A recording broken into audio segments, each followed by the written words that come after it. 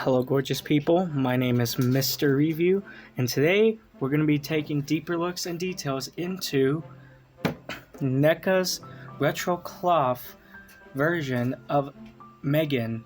Now, I gone ahead and picked up this M3gan at my local Target, but you can also pick her up at your local stores or even on the internet.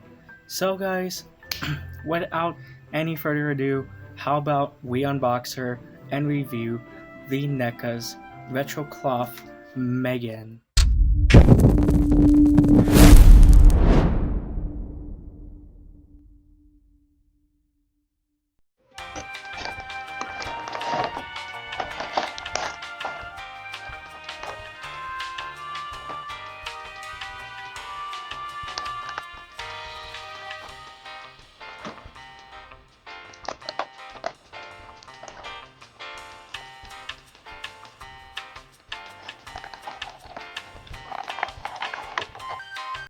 Needly to say that we now have ourselves a M3gan now. This M3gan was actually kind of lucky because this was literally like the last figure of M3gan that they had in my local Target. No joke. Before, of course, we do get into deeper looks and details, we're first going to take the good old tape measure. We are going to measure the size of her. This M3gan is approximately 5.5 inches in height, I believe. That's what it's showing there. Hold up, give me a second.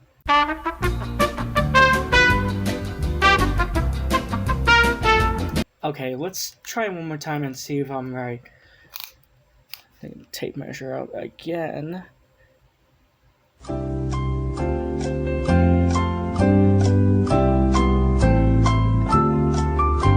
No, but I was right. She's 5.5 inches in height. Okay. Anyways, let's move on to her accessories now. Okay, so she doesn't come with like a buttload of accessories, but she does come with accessories. That's all that matters. So I guess, what can we start off with? We'll start with the simplest things. We'll start off with the hands here.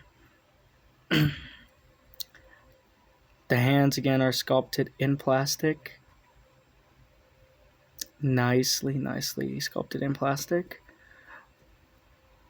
The hands themselves have these little joints here to where you can push them and they'll end up like that. They're nice, very nice and sculpted. I believe both of them are supposed to be like gripping hands.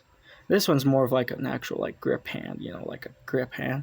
This one is mostly to hold like a weapon or something. Speaking of weapons, we're gonna go ahead and we're gonna try out this. This is not a machete. To be precisely, I don't even know what it's even called again. It's a paper cutter. It's what it's called on the box. It's a paper cutter. So, again, this was when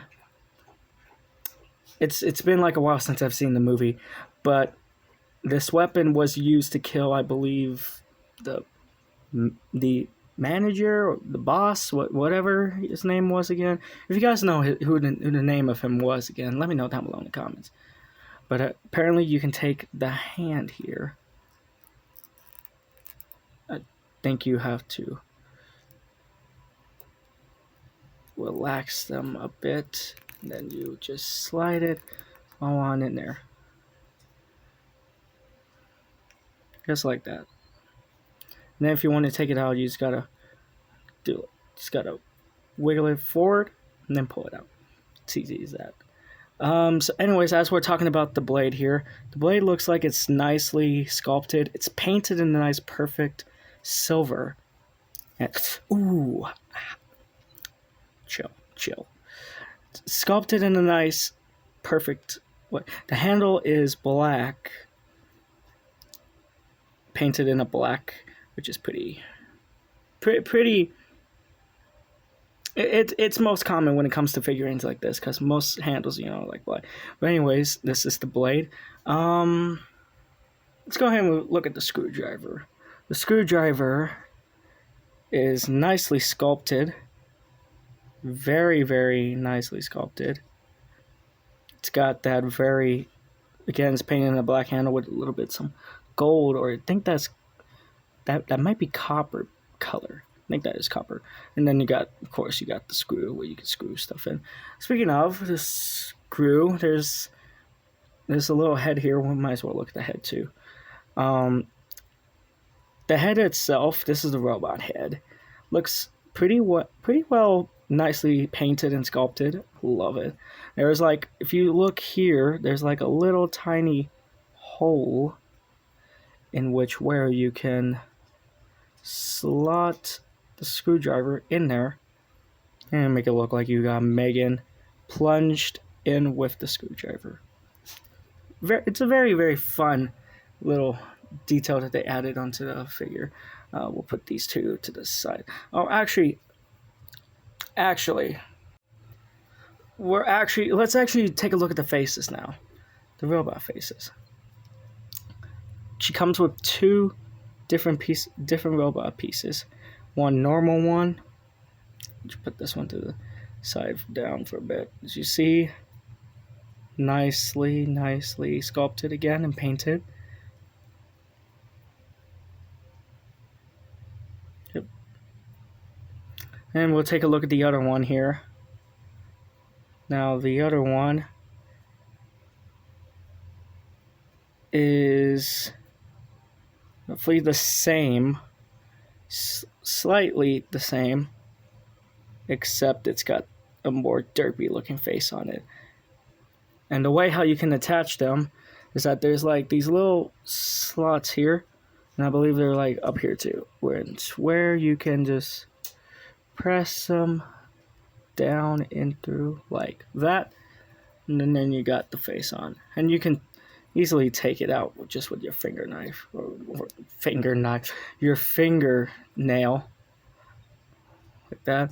We'll take a look at the other head too. We'll put that on. The other head seems to slot in more better than the other one did.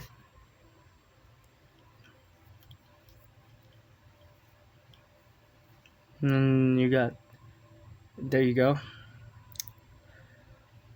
So yeah, nicely sculpted. Really love it. We're gonna go ahead and we're gonna put those aside. Oh, the hands too. We'll put the hands down to the side too. Two more accessories. We'll take a look at the face here. So this is supposed to be a separate face. This one looks more like a very curious looking face. Or this might actually look like the one from the poster. If we bring in the box here. So you see here, that's what it looks like. So, and it's got two little holes here too, which connects to the face. But you know what? We might as well go ahead and take her. Just easily just pull out the head. Pull out the face. No. Let's actually put that back on for a split second, because I want to show you this face. Now this looks more like a killer looking face to her. More menacing and evil looking face of M3gan. Now we can go ahead and pull it out. And then we can just simply slide in this one. And then just pop the head in. Pop the face in place. There you go. There you got M3gan looking all nice. Sweet and innocent. Speaking of the heads, if we go ahead and we twist the ball joint out. Ow, that actually kind of hurt me. We're going to take this head sculpt here. I'm going to go ahead and take this head sculpt. You kind of gotta go ahead and mess around with the hair a bit to get it on her. Once you do manage to get it on her, you got M3gan. Here you go. You got M3gan battle damaged. Battle damage M3gan. So yeah. So far by far this figure is actually a pretty good figure. Really good figure. So I guess now all what's left to do is to view the movability or articulation. So arms can go all the way up, elbows work pretty well. And they're really hard to pop back in, so I'm kind of worried about that. And we can, next is the legs, spread out. You can do full splits, knee movement, pretty well. Knee movement on this one, very nice. Okay.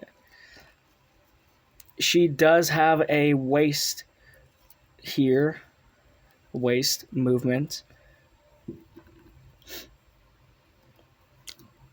And I guess that might be it for this review. Oh, I forgot to review the head on, the robot head on M3gan, so again, we'll just pop that out. And then we'll just plug in this head sculpt in. Just gotta wiggle it in there until you get it in there. There you go. Wiggle that in there. We'll actually use the screwdriver. There we go. There you go. Make it look like you actually plunged a screwdriver into M3gan. We'll take that out. We'll do one of the faces. We'll do this one here. And it just goes in there like that. There you go. Very cool. This, if you wanted to, like for me, for instance, if you wanted to, you could get yourself a secondary retro cloth from M3gan and display her with the robot face. I think that'd be kind of cool to add to her. So we're gonna pop it back out. It's a little kind of tricky to pop out, and yes, the ball joint is on a thin, round ball joint. Then we'll go ahead. We'll take our normal M3gan, pop that back in place, and there we go. Then that should be. I'm saying should be it for this review. Well, this review is actually a very short one. Once again, hopefully I can do longer ones if I attempt to look at them more and more often. But anyways, this was a really fun review again of reviewing the retro cloth version of M3gan. I am expecting to get a NECA Ultimate M3gan figure, which hopefully would have more accessories in this. But once I do, I will keep you guys updated when that video, or when that figure gets arrives on my doorstep. But anyways, guys, this is Mr. Reviews Toys. I'm Mr. Review, and thank you guys so much for joining me on this journey on reviewing the NECA's retro cloth version M3gan. Anyways, guys, thank you guys so much for watching. I'll see you guys all next time.